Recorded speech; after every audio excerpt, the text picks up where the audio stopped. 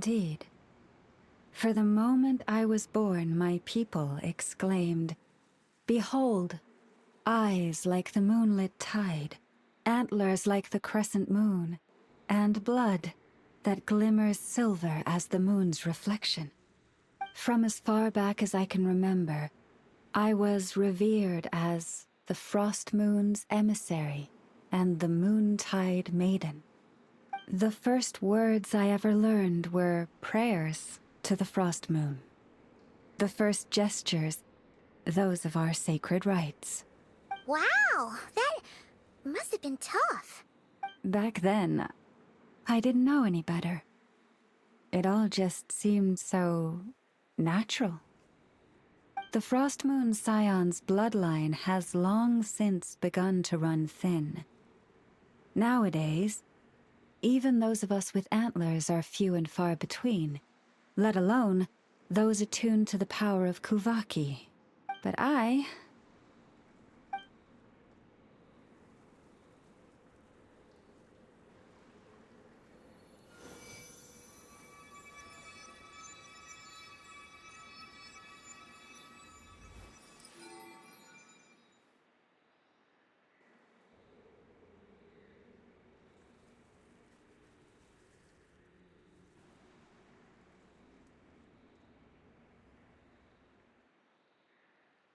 Whoa!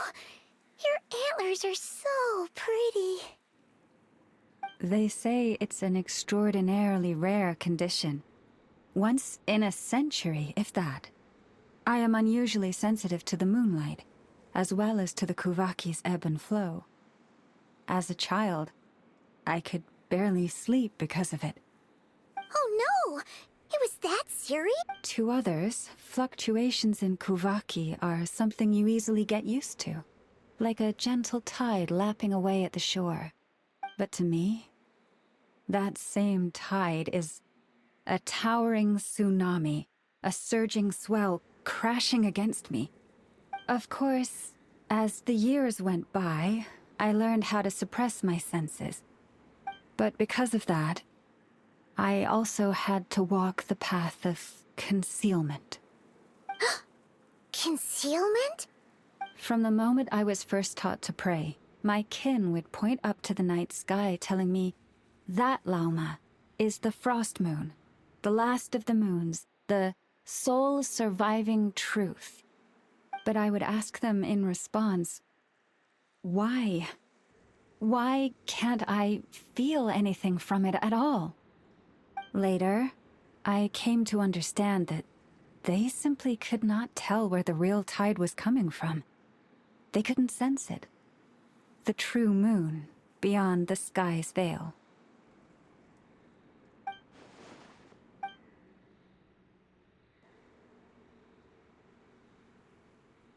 The moon is false.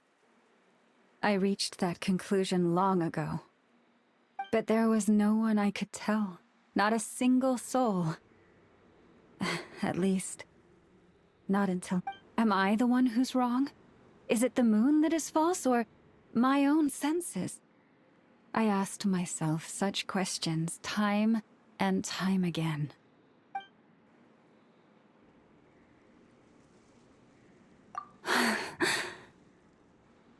Thank you. When you called yourself a descender, I had a feeling you might be able to confirm what I had always suspected. And now that you have, it's exactly as I imagined. I feel relieved. Oh, Paimon kinda gets why you couldn't tell anyone now. It's not easy to change people's minds on something they've believed for hundreds of years. That's what I meant by concealment. I knew too much, so I had no choice but to keep my people in the dark. Every prayer I offer feels like a lie to keep myself going.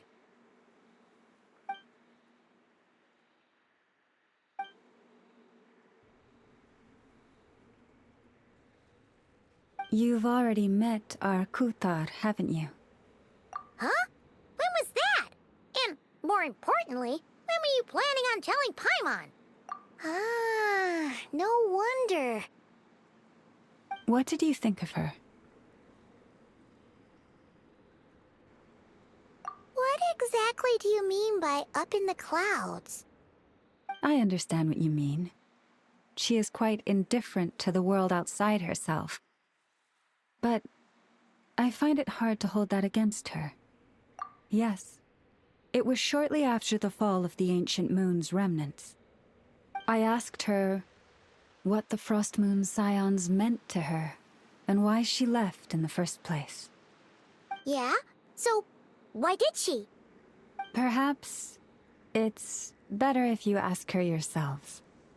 Things tend to get lost in translation when you speak on someone's behalf. What I can say for certain is this. Even when I had no one to confide in, I still had a family. I still had the Frost Moon scions. But that girl, born beneath the moonlight, perhaps she's never felt she had either. The truth is, though, she might have had it all, if only the Frost Moon scions hadn't let her down.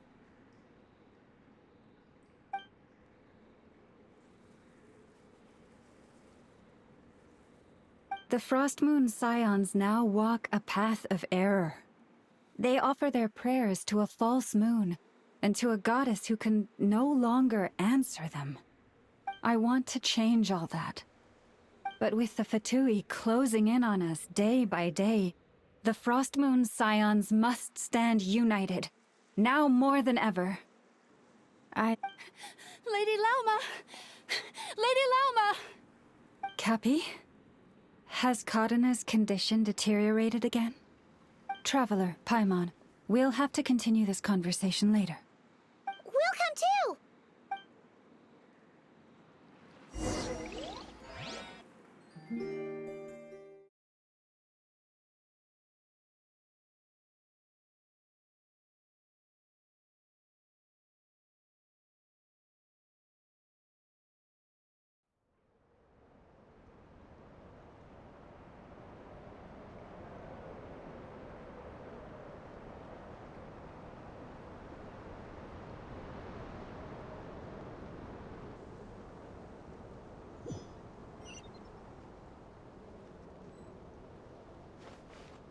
Fearless.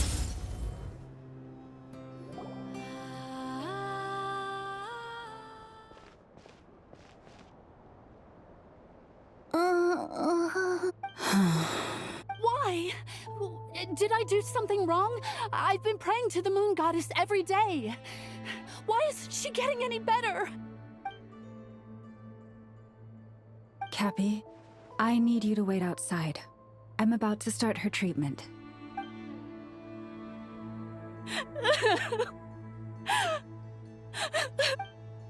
Is there anything we can do to help? Just don't be alarmed by what you're about to see. And please, don't let her mother see it.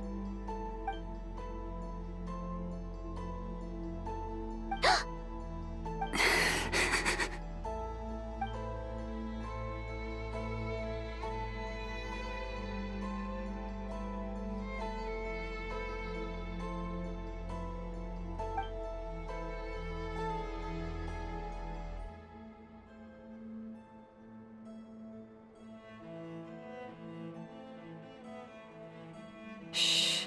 Please. Help me keep this a secret. She looks much better now. But, Lauma, was that? A medicine prescribed by a local doctor. For ordinary people, my blood has the power to counteract any adverse reactions to Kuvaki.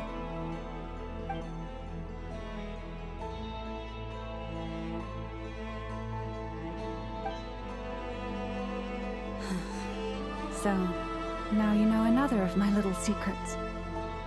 I had hoped to guide the Scions out of error before Karina's illness reached this stage, but clearly, I was too late.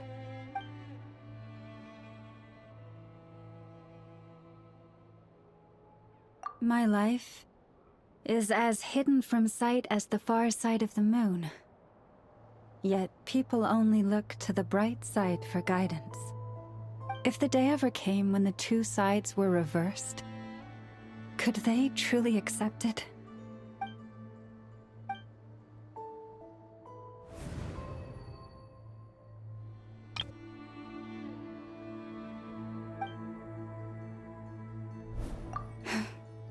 Hearing you say that puts my heart at ease. And if there's anything we can do to help the Frost Moon Scions, just let us know. Our priority right now is reclaiming our relic from the Fatui.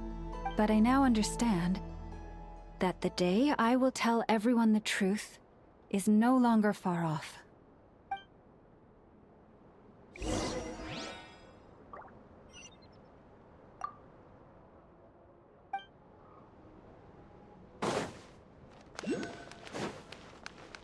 Merciless.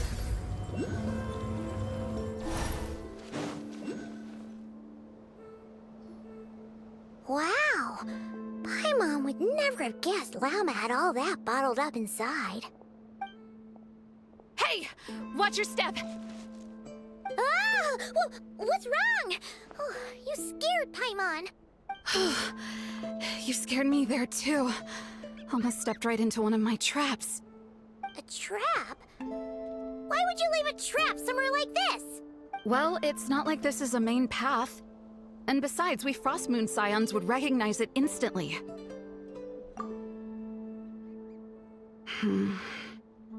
Alright.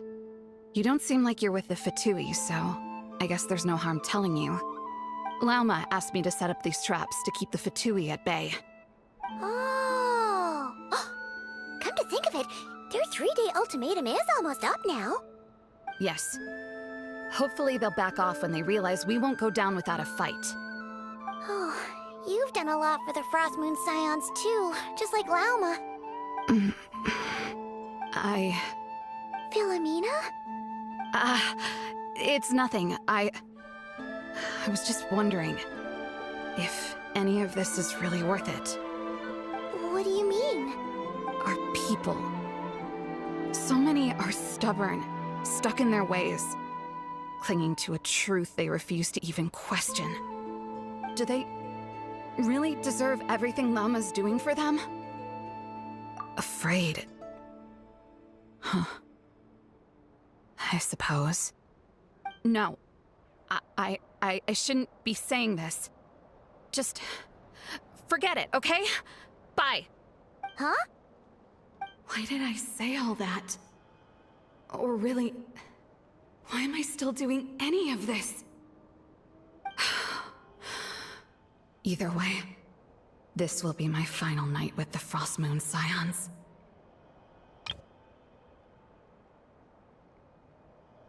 Wow, she sure took off fast. So, are we heading back to the flagship for a break, or what?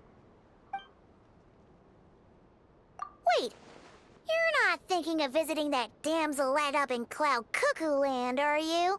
Huh, given who she is, pushing her won't get us anywhere. Hey, why don't we... Let's bring her something tasty! If she doesn't want to talk, we'll have to win her over with food. Hey, no harm in trying. At the very least, it shows we're trying to be friendly. Let's see. How about an F's 9.12 out of 10 berries and fried meat, the Frost Moon Scion's boon of the day, and one of your signature dishes. Yours should be a good mix of meat and veggies. There's bound to be something she likes.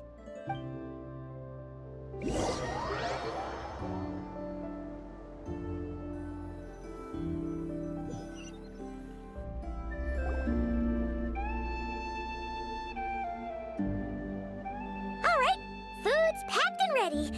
This is the place, right? Why does it feel like we're going to visit a patient? Oh, no. Take this seriously, Paimon.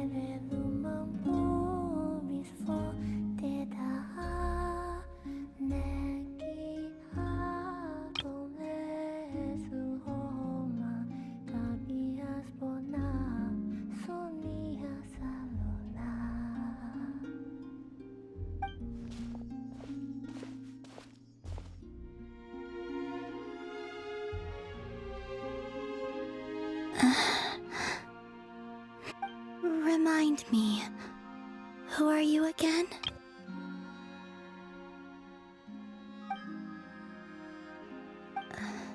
A different one floats by your side today. A different one? What's that even supposed to mean? Ugh, there goes Paimon's perfect conversation starter. Hi there! Paimon is Paimon, and this is the Traveler.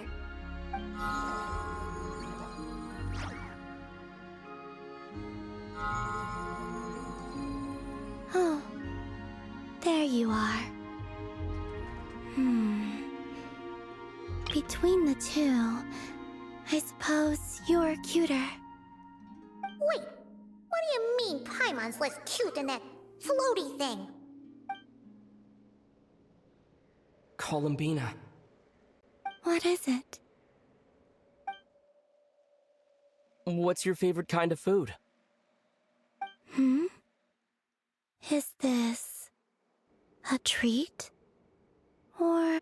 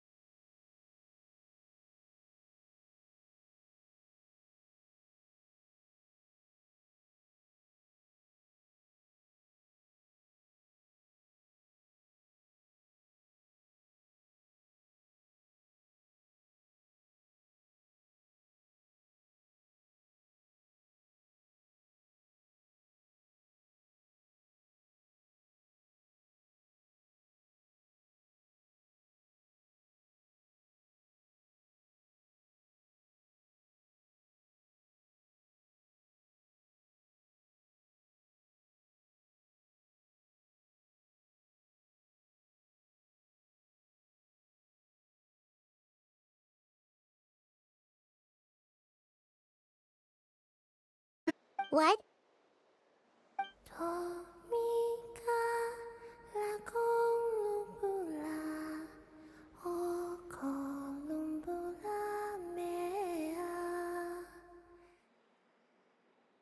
Huh?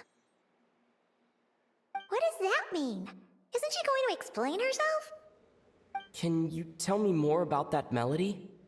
You were humming it last time, too. It must be important to you.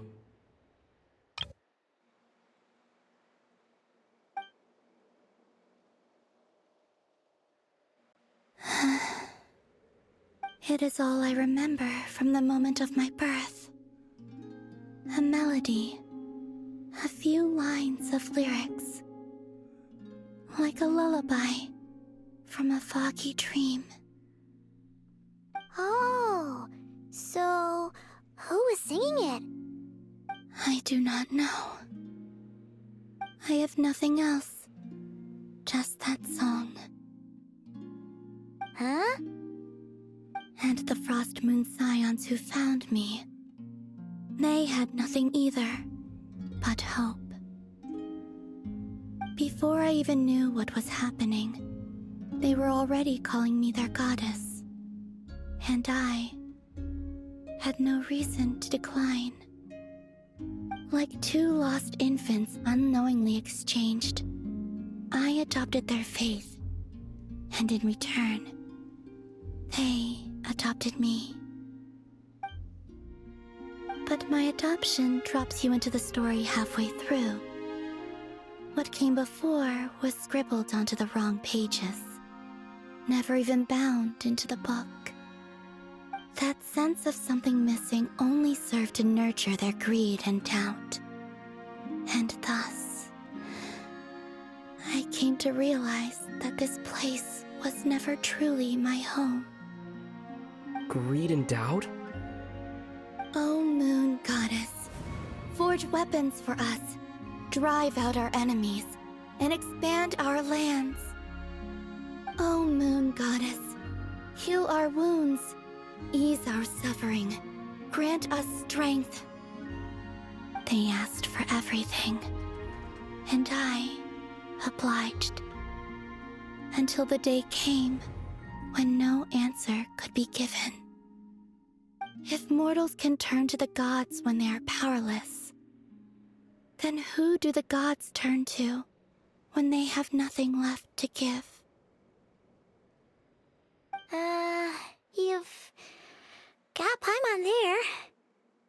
In those days, the Frost Moon Scions cared more for faith than for truth. Reality rewrote the sky in words I could not understand. I did not want to read a tampered version, so I simply stopped looking. The real beginning of my story lies up there, on the moon, forever beyond my reach. Like a message carved for blind hands, sealed away where no fingers can find it. Huh. So that's how it is.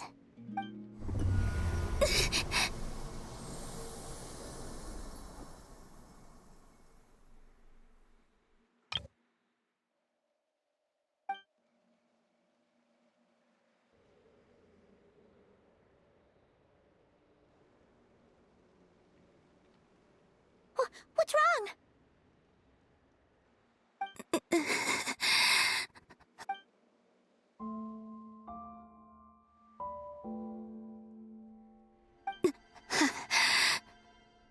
You should go. What, now? But you really don't look well. Did something just happen? Is there anything we can do to help? No. Aside from answers, I have nothing else to give you in return. This is the price of running away from home a second time. Running away from home?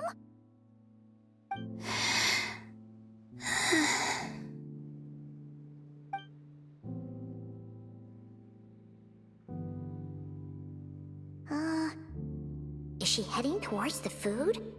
Did all of Paimon's questions make her hungry? Do you still have many questions? I know I should offer more in return for your kindness, but I'm feeling a little worn out.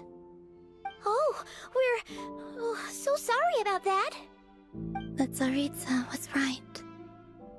Freedom always comes with a price. She said I could treat the Fatui as a second family, a second home. But in the end, they were no different. All they wanted in truth was my power as the moon goddess. I'd rather not dwell on such unhappy memories.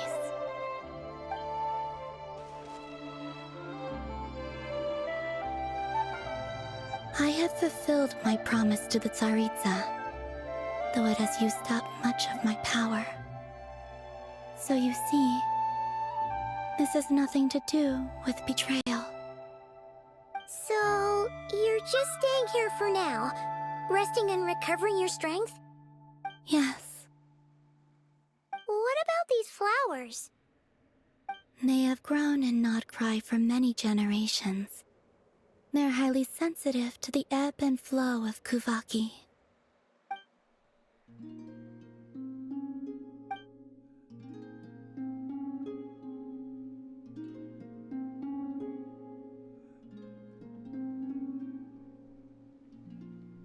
At times, I thought about using that relic the Frost Moon Scions had hidden away.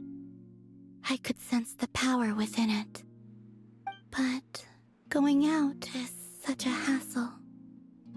People might see me, and I promised Lauma I wouldn't show myself to anyone. Besides, I know it's gone now anyway. Really? Lauma asked you to stay in hiding? Uh-oh, she's looking back at the food again. But Paimon still got some little crumb cookies here. You could have these for dessert if you wanted. Lauma said she wishes to change the Frost Moon Scions, which is why she asked me to stay out of sight. I don't really understand what she meant. And to be honest, it's not something that concerns me. But I wasn't planning to see anyone anyway. If they found their way here themselves, that's hardly my fault.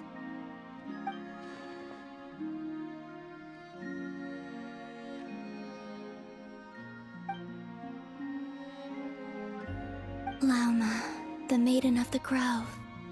She is quite unlike any Frost Moon Scion I have ever met before. After hearing my story, she actually apologized for how the Frost Moon Scions treated me back then. She told us she feels like she's been living on the far side of the moon. Is that so? I actually got the opposite impression. She's been keeping her true power hidden away, afraid that people might be dazzled by its brilliance, and that they'd no longer be willing to look her way.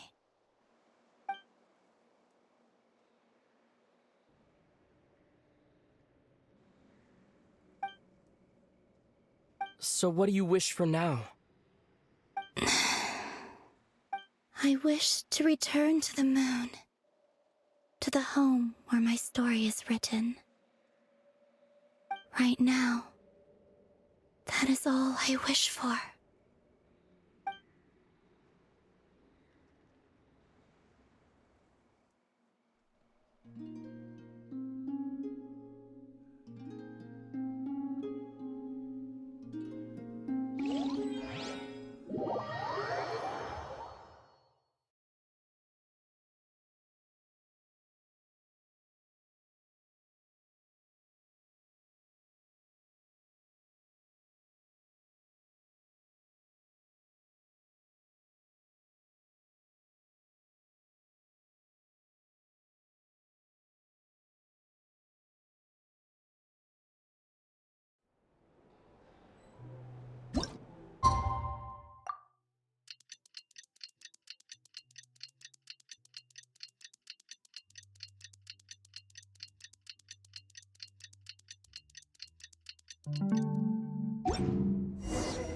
Tonight's the night we infiltrate the Fatou's Experimental Design Bureau. Come on, we better go meet up with the others.